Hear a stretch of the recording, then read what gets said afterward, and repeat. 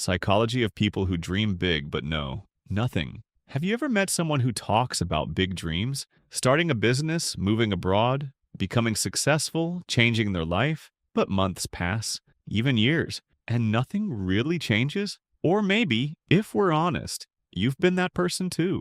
Today, we're breaking down the psychology behind people who dream big but struggle to take action. Not to judge it, but to understand it. Because behind that pattern, there's usually something deeper than laziness. Part 1. The dopamine of dreaming. The first reason is something psychologists sometimes link to mental reward loops. When you imagine a big future, your brain actually releases dopamine. That's the feel-good chemical tied to motivation and reward. So here's the trap. You feel a sense of achievement just by thinking about the goal. You visualize success, you talk about it, you plan it in your head, and your brain responds like it already happened. So when it's time to do the hard part, actually starting, you feel less urgency. Because in a strange way, your brain has already been rewarded. This is why some people feel productive without producing anything. Part 2. Overwhelm plus perfectionism.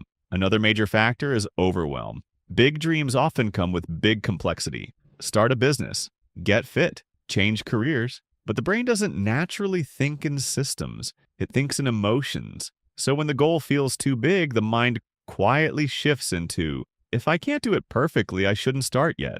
That's perfectionism disguised as planning. So instead of taking a small step, people stay stuck in preparation mode, researching, watching videos, waiting for motivation, waiting for the right time.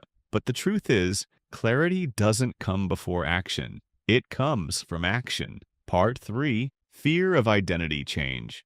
This one is deeper. Sometimes people don't fear failure. They fear what success would demand of them. Because if you become the person who achieves the dream, then you can't use "I'm still trying" as an excuse. You lose the comfort of potential. You are expected to perform consistently. So the mind does something subtle. It keeps the dream alive. But in imagination only, because in imagination, you never risk losing it. This is why some people protect their dream identity more than their real progress.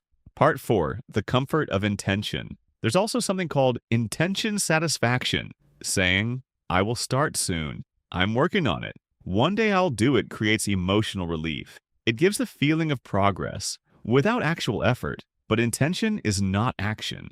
And over time, the brain learns, I can feel good without doing hard things. That becomes a habit. Part 5. How change actually happens. So what breaks this cycle? Not more motivation, not more planning, but smaller action than your brain thinks is meaningful. Instead of folding whole clothes, try folding a socks, a handkerchief. Instead of, I will start my business, try write one idea, talk to one person, spend 10 minutes building something. Instead of, I will change my life, try one walk. One page, one attempt. Because action doesn't need to feel big to be powerful. It just needs to be consistent. Dreaming isn't the problem. The problem is when dreaming replaces doing. Because a dream without action isn't a vision anymore. It becomes a safe escape. And the moment you take even one small step, you break the illusion and enter reality. And that's where real change begins.